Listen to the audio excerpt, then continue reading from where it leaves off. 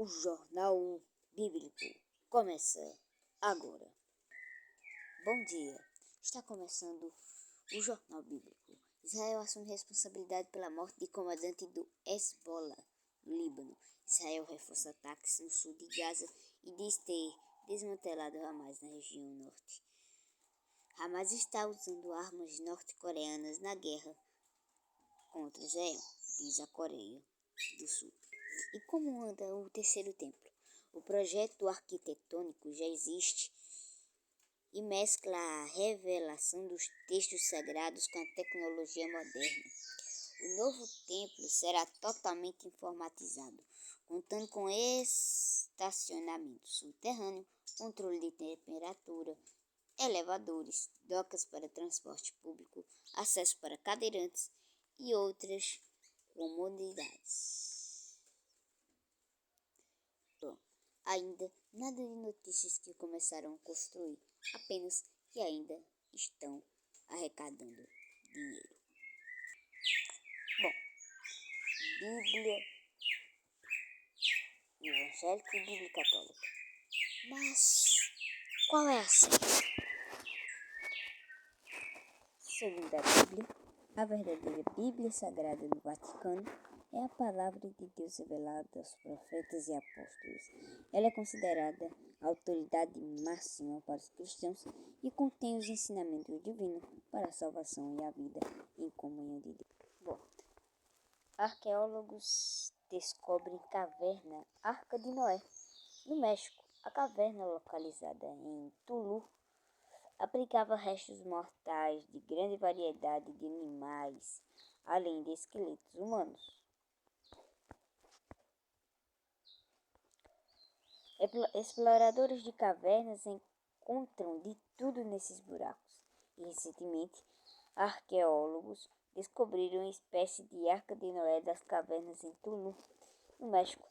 Isso porque o local abrigava restos mortais de grande variedade de animais, esqueletos humanos também.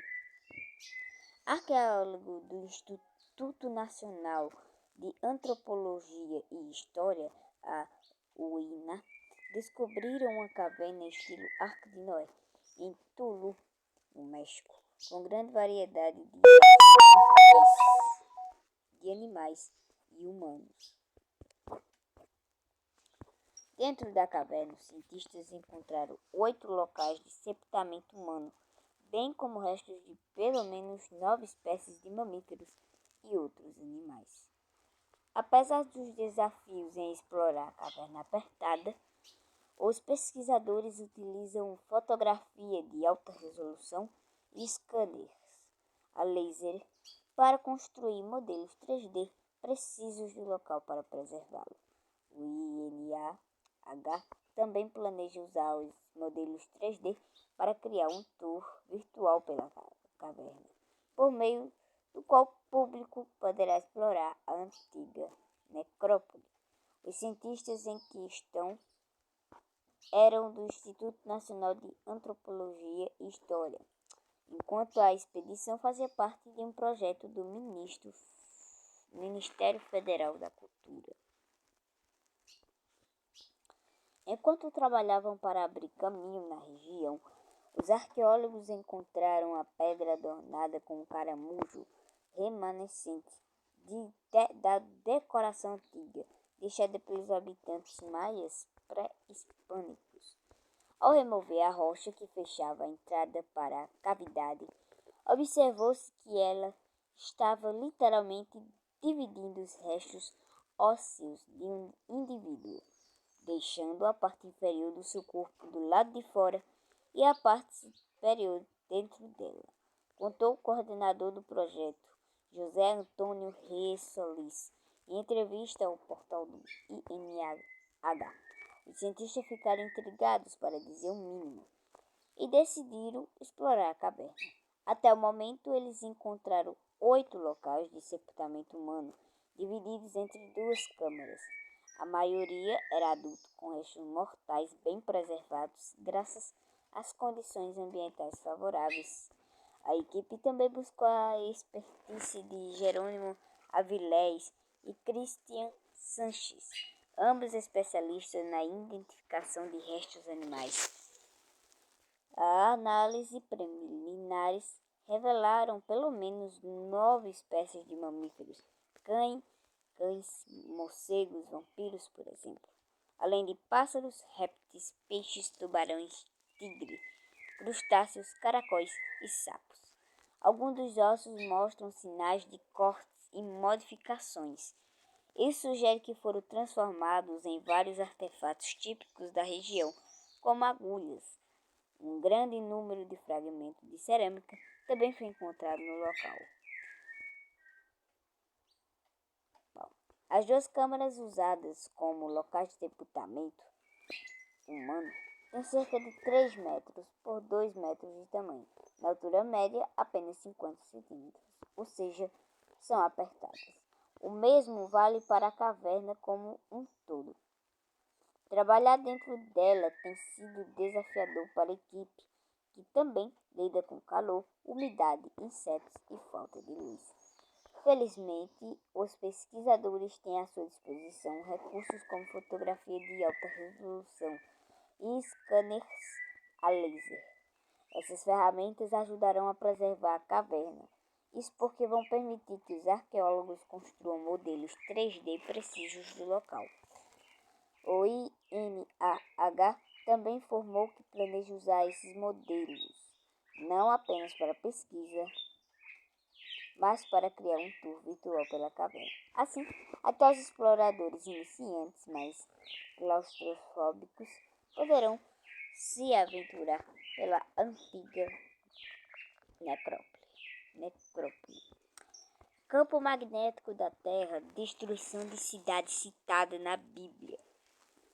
Pesquisadores mediram o campo magnético registrado em tijolos queimados em cidade de Tel Safi e corroboraram cientificamente um evento descrito no Antigo Testamento Bíblico.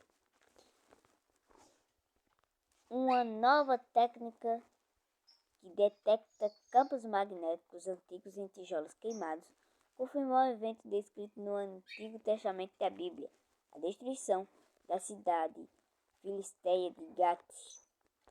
O estudo foi publicado em 9 de outubro de 2023 na revista PLOS ONE, mas só foi divulgado pela Universidade de Tel Aviv no dia 4 de janeiro de 2024.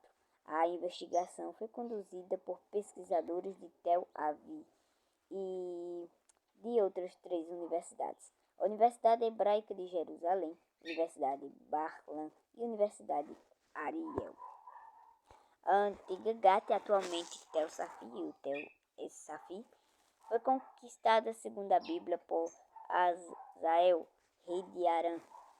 Nossas descobertas são importantes para determinar a intensidade do fogo e a extensão de destruição em Gat, a maior e mais poderosa cidade na região na época. E também para entender as práticas de construção na região, dizem os pesquisadores. A descoberta se conectam com o relato bíblico que diz: então subiu Hazael, rei de Arã, e atacou Gat, e a tomou. Depois ele resolveu atacar Jerusalém. Segundo os Reis, capítulo 12, versículo 17. Segundo os pesquisadores, ao contrário dos métodos anteriores para a nova técnica, pode determinar se um determinado item, como um tijolo de barro, passou por uma queima, mesmo em temperaturas relativamente baixas, a partir de 200 graus. Daqui a pouco voltamos logo após aos comerciais. Notícias. Melwood, o seu novo jornal, às 7 horas, a partir do dia 10 de janeiro. Eu e você, bem cedinho, trazendo as novidades do Brasil e do mundo para você. O Jornal Bíblico, oferecimento Bruno Artes, desenhos de qualidade. Durante as eras do bronze e do ferro, o principal material de construção na maior parte da terra de Israel eram tijolos de barro, explica em comunicado Oded Lipschitz, colaborador do estudo do Instituto na Arqueologia Sonia e Marco Nadler, da Universidade de Tel Aviv. Esse material barato e prontamente disponível era usado para construir paredes na maioria dos edifícios, às vezes sobre fundações de pedra. O estudo mediu o campo magnético registrado nos tijolos à medida que queimam e esfriam. A argila com a qual os tijolos foram feitos contém milhões de partículas ferromagnéticas, minerais com propriedades magnéticas, que se comportam como muitas bússolas ou ímãs pequenos, conta Yoav Vakini, o líder da pesquisa. Conforme explica o cientista, em um tijolo de barro seco ao sol, a orientação desses ímãs é quase aleatória, de modo que eles se cancelem mutuamente. Já no aquecimento a 200 graus ou mais, como ocorre em um incêndio, a liberação de sinais magnéticos de partículas magnéticas, estatisticamente, elas tendem a se alinhar com o campo magnético da Terra naquele momento e local específico, diz Vakni. Os pesquisadores apagaram gradualmente o campo magnético dos tijolos por meio de uma desmagnetização térmica, na qual o objeto é aquecido em um forno especial, em um laboratório paleomagnético que neutraliza o campo da Terra. O calor libera os sinais magnéticos que mais uma vez se organizam de forma aleatória, cancelando mutuamente. Com isso, o sinal magnético total fica fraco e perde sua orientação. Vaknin detalha que a amostra foi aquecida a 100 graus, o que liberou os sinais de apenas uma pequena porcentagem dos minerais magnéticos. Em seguida, o tijolo foi resfriado e o sinal magnético restante foi medido. Depois, os cientistas repetiram o processo a 150 graus, 200 graus e assim por diante, até 700 graus Celsius. Dessa forma, o campo magnético do tijolo é gradualmente apagado, afirma Wagner. A temperatura na qual o sinal de cada mineral é desbloqueado é aproximadamente a mesma do período em que ele foi inicialmente travado, e no fim, a temperatura na qual o campo magnético foi totalmente apagado havia sido atingida durante o incêndio original. Após testar a validade do método, os pesquisadores o aplicaram em amostras de uma parede de tijolos descoberta em Tel-Salf. Os campos magnéticos de todos os tijolos e detritos caídos exibiam a mesma orientação, norte e para baixo, o que sugere que a estrutura queimou no local. Nossas descobertas significam que os tijolos queimaram e esfriaram in situ, exatamente onde foram encontrados, ou seja, em uma conflagração na própria estrutura que desabou em poucas horas, diz Wagner. Se os tijolos tivessem sido queimados em um forno e depois colocados nas paredes, suas orientações magnéticas teriam sido aleatórias. Essas orientações aleatórias, segundo o pesquisador, também estariam presentes caso a estrutura tivesse desabado aos poucos ao longo do tempo. Mas o método revelou que, em vez disso, a parede e os destroços queimaram em um único incêndio. Nosso método nos permitiu determinar que todos os tijolos, tanto na parede quanto nos detritos, queimaram durante a conflagração. Aqueles na parte inferior queimaram a temperaturas relativamente baixas, e aqueles que foram encontrados em camadas superiores ou caíram do topo a temperaturas superiores a 60 graus, ele afirma. Bom, e o Jornal Bíblico fica aqui por hoje. Até amanhã.